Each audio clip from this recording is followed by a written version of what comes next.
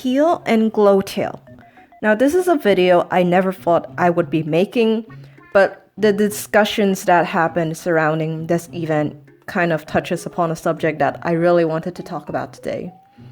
So in case you didn't know, as of me making this video, Keel and Glowtail are two of the more recent genes which the pet simming site Flight Rising released. And both of these genes released to lukewarm reception at best. Whenever Flight Rising releases a new gene, they would create a new thread announcing the gene, and the user base can comment on the gene to let the Flight Rising staff know what they felt about genes. Usually most genes that the staff do end up releasing get favorable reception from the users, but Keel and Glowtail seems to be an exception. So let's look at Keel first. Keel was released on the 9th of April in 2020, and it is a tertiary gene which causes your dragon to sprout keel scales all over their bodies when applied. Keel was released to a rather lukewarm reception, to put it lightly. A lot of the users didn't like the gene, and personally, I can't say that I care for Keel either. I think the staff were trying to mimic the keel scales, which is basically a rougher variant of scales that you can find on snakes. But to me, the visuals don't really do a good job at conveying it. To me, the scales don't appear to be growing on the dragon skin. Instead, it seems to be growing directly out of their flesh, which I find really disconcerting. So looking at the comments for the announcement thread for the Keel gene, it seems that many of the users had similar problems regarding this gene as well. A lot of users seem to think that this gene was not a good idea, and even if it was, the execution could have been done a lot better. In fact, there were some users that made good mock-ups to provide a visual suggestion to the Flight Rising staff and how they could have what they could have made to improve the gene. And I actually really like this version of Keel a lot better. The scales don't appear like they're growing out of the dragon's flesh, and also it has a clear pattern that I think could look good on a lot of color combinations instead of just being placed in seemingly random and haphazard locations. Anyways, there seems to be claims that there were users in the thread harassing the artists that had worked on the gene. And while I agree that it's not okay to harass someone over the internet, I really wasn't able to find any comments where the users were actually harassing the artists, because the Flight Rising staff ended up locking the thread and deleting all of their responses. But as I was reading through the thread myself, while the discussion was ongoing, I wasn't really able to find anyone that was actually harassing the artists. I think that most of the people who didn't like the gene and commented on it were mostly courteous and were usually just offering constructive criticism. In fact, the comments that I did manage to find were where people got aggressive were those trying to defend the gene, ironically enough. Anyways, after the Flight Rising staff locked the thread, I think everyone just realized that the gene wasn't going to be changed despite the criticisms and dubious reception that it got. So people just moved on and mostly forgot about it until the staff once again announced a new gene in another announcement, which is Glowtail. Now, Glowtail is another tertiary gene which the Flight Rising staff released on the 8th of May in 2020. This gene would be released directly after Keel was announced and would receive similar mixed receptions as well. The gene had a number of visual problems when it was first released, where some of the breeds have colors actually bleeding outside of the lines in the dragon's art.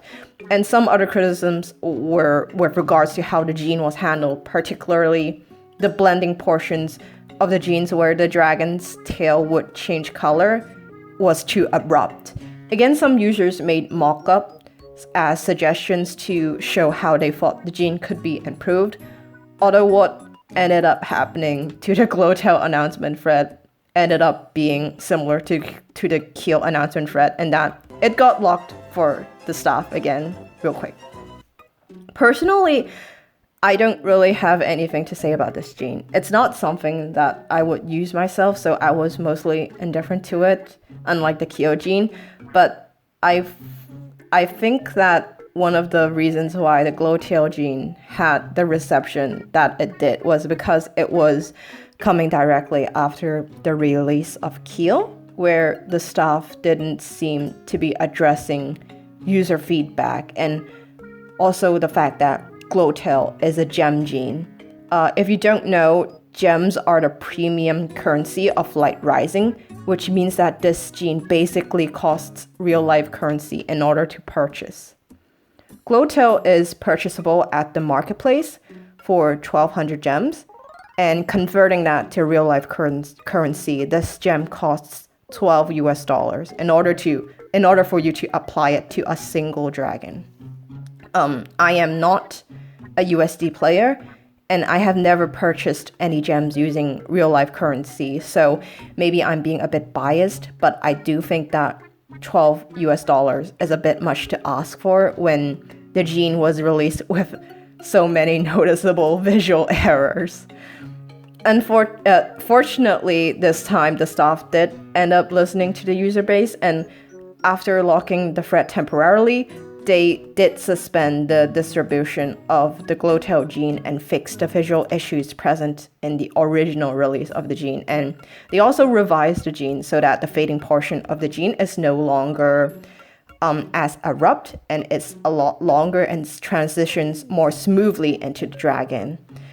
Unfortunately, the staff did end up locking the announcement thread for a second time. And once again, I find it difficult to determine whether it's the people who are offering criticism or the ones that are defending the gene are the cause for it, because the staff once again deleted all the comments that fell under the site's harassment policy. Like I said in the beginning of this video, this is not a video that I thought I would be making, but I feel the need to discuss what happened anyways, because there's something regarding the issues that I want to express. So first of all, I don't really agree with the people in these threads that claim that the user base is harassing the artists who work for Flight Rising. I mean, there might have been, but the staff deleted them also. I don't really have proof of that. I mean that I feel that these people, they don't seem to understand that offering criticism or even just saying your own opinion regarding someone else's art is not harassment. Like, sure, it sucks and your feelings might get hurt because of that, but saying something like, oh, I don't like how the shading is handled in this picture, or I feel like the use of colors could have been done better, is not the same as you are a terrible artist and I hope you commit toaster bath. The difference is that the latter would be harassment, while the others are just stating your own opinion regarding someone else's art. Opinions are not harassment. I've also seen people in the thread saying that, you know, the user shouldn't be criticizing the artist because this art is exactly how the artist wants it to look. And I don't really agree with this opinion either. I think this opinion might be more valid if the artist in question is just a hobbyist and they're just drawing for fun, and you could be seen as an asshole for dropping unwarranted criticisms left and right, but that's not the case for the Flight Rising staff. The artists working for Flight Rising aren't hobbyists. They are the producers of content that the users of Flight Rising consumes.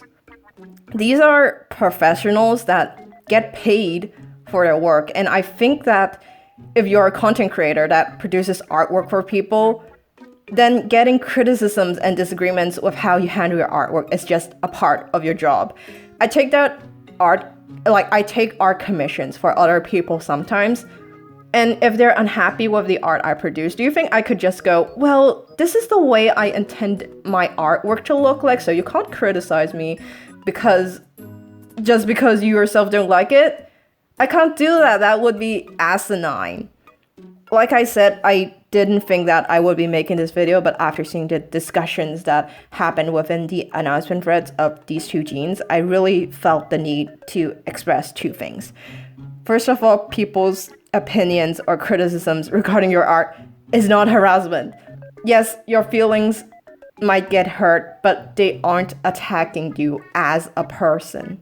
Second, just because a piece of artwork looks as the artist intends it to look, doesn't mean that the artist is immune to criticism, especially if that artist is doing art as a profession. I find it a shame that there are so many people in these threads who make these points despite a large portion of other users being unhappy with the product they received.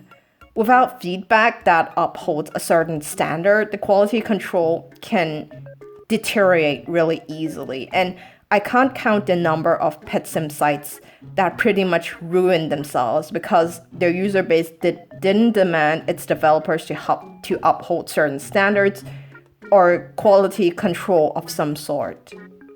Jeans should not come out with colors bleeding outside of the dragon's art.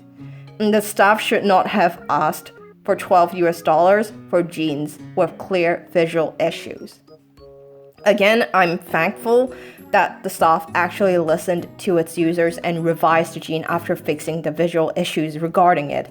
And the jean is definitely better for it. I just hope that this isn't going to be a trend because I really like Flight Rising and I don't want to see the quality of the site just drop just because some users think that the artists who make the artwork shouldn't be criticized for it. Anyways, when Flight Rising staff do release a new jean in the future, I hope that it's going to be one that appeals to the majority of its users' fan base. And if it isn't, then I hope that the staff would be open to listening to users' criticism instead of blocking and deleting replies to the thread. Anyways, this has been Rubie Canary, and I'll be seeing you in the next video whenever that may be. See ya!